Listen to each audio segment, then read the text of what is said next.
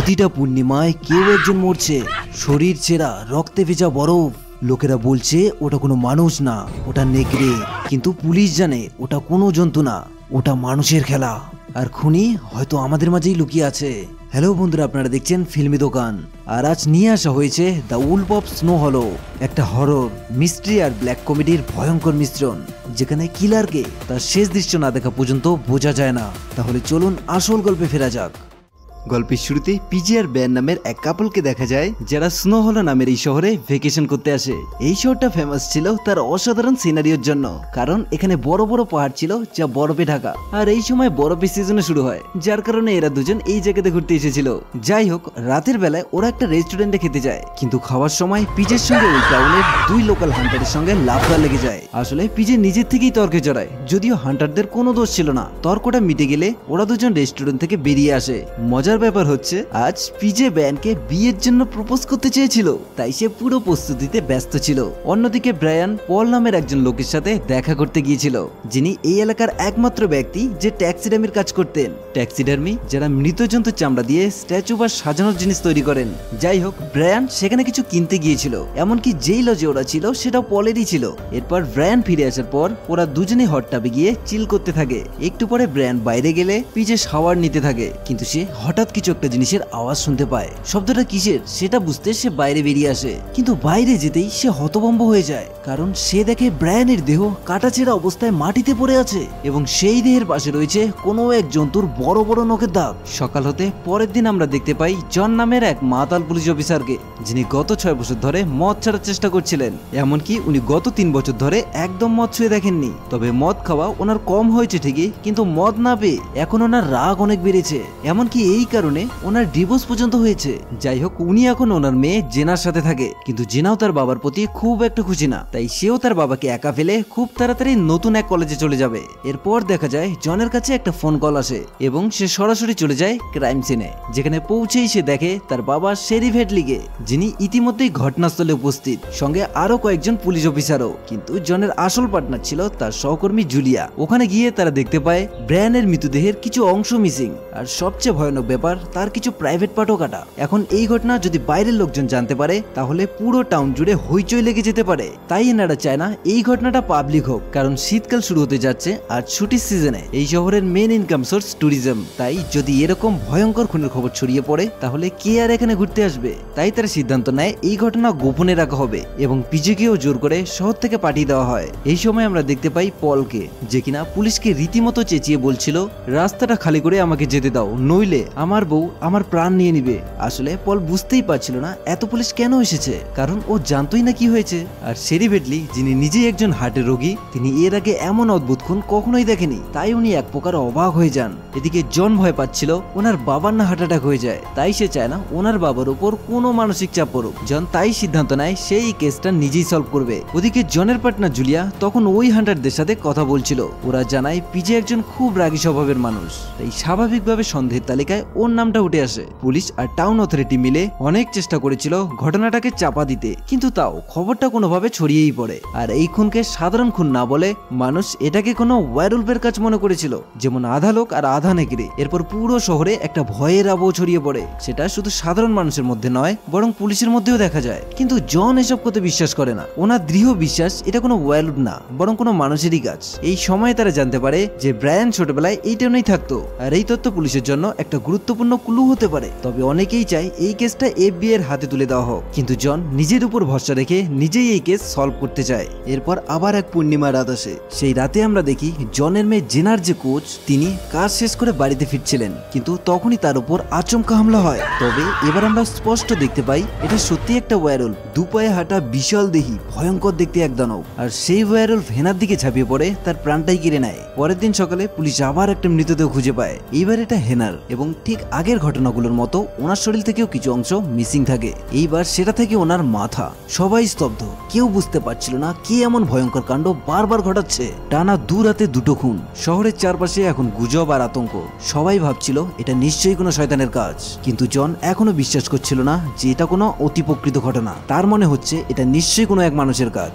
তবে অনেকেই এমনটা সন্দেহ করছে যে এই খুনের পিছনে জন নিজেই আছে কিনা, কারণ ওর স্বভাবটাও রাগী আর আচরণটাও তার অদ্ভুত। অদ্ভুত, এমনকি ওনার দাঁতের গঠনও একটু অস্বাভাবিক। তাই সমস্ত কিছু মিলে ওনার মধ্যে একটা ওয়্যারউলফের লক্ষণ দেখা যায়। যাই হোক, অন্যদিকে শহরে একের পর এক খুন হতে থাকায় মানুষজন পুলিশকে নিয়ে ক্ষেপে উঠে। ওরা ভাবছে পুলিশ কি তাহলে নাকি তেল দিয়ে ঘুমোচ্ছে? তারা কি পারছে না আসল কালপ্রিটকে খুঁজে বের করতে? এরই মধ্যে বো নামের এক অফিসার সবার মাঝে একটা গুজব ছড়িয়ে দেয় যে এইসব খুনের পিছনে সত্যিকারের একটা ওয়্যারউলফ আছে। এই গুজব ছড়াতে জনের মাথায় টেনশন শুরু হয়। এমনকি এতদিন ধরে মদ না ছোঁয়া জন 3 বছর পর সে আবার মদ খেতে শুরু করে।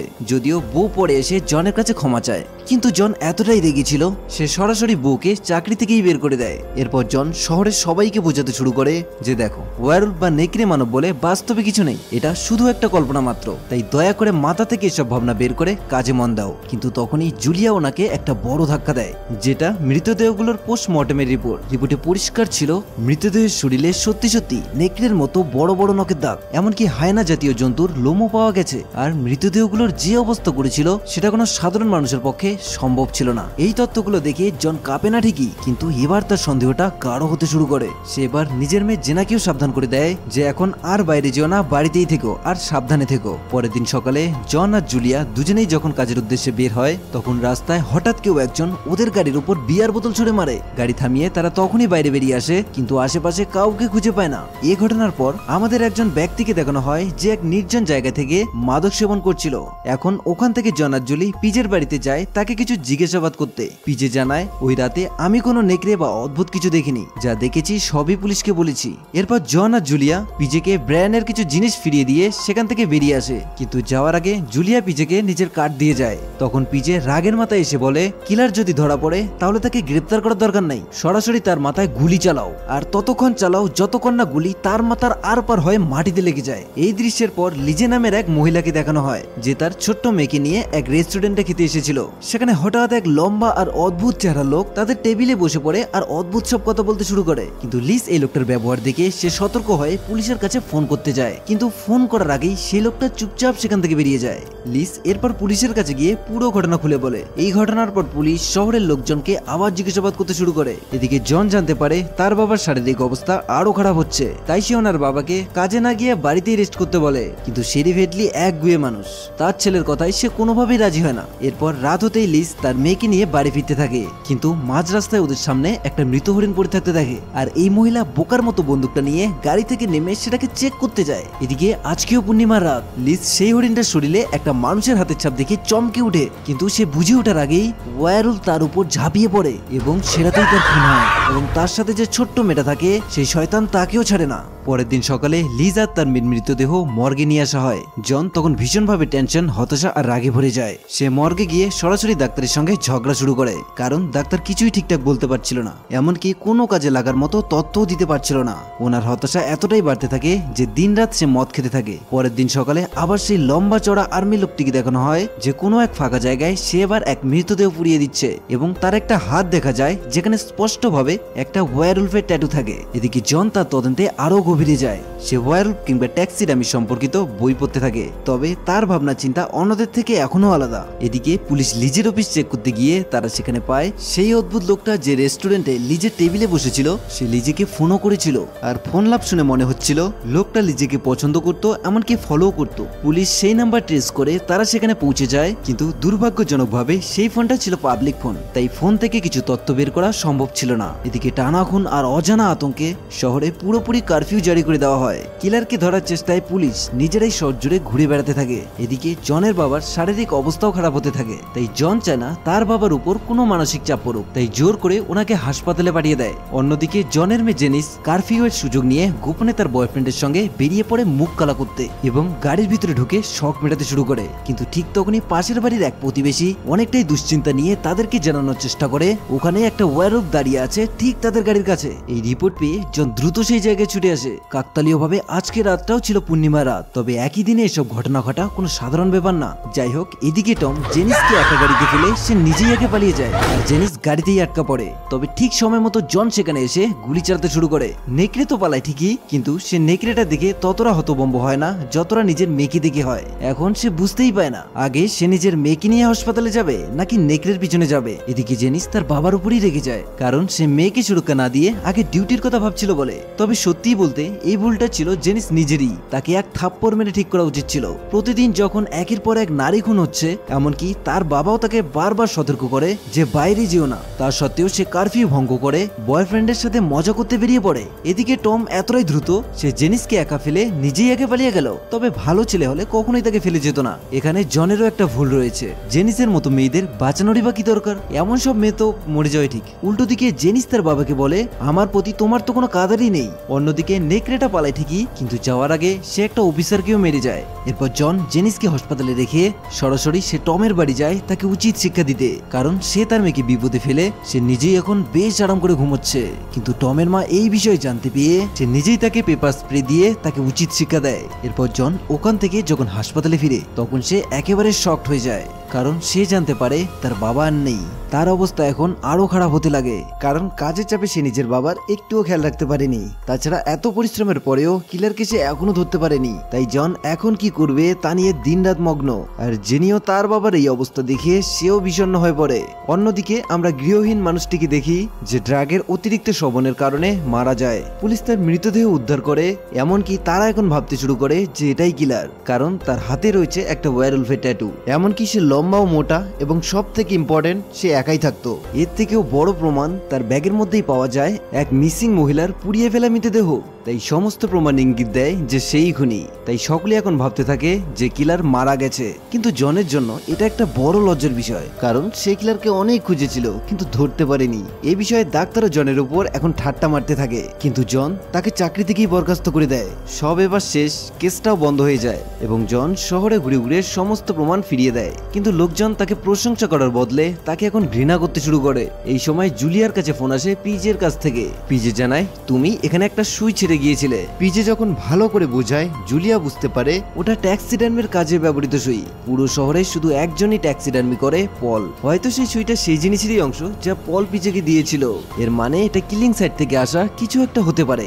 অন্যদিকে প্রমাণ ফেরত দিতে গিয়ে জন সোজা পলের বাড়িতে চলে আসে। দুজনেই এবার কথা বলছিল।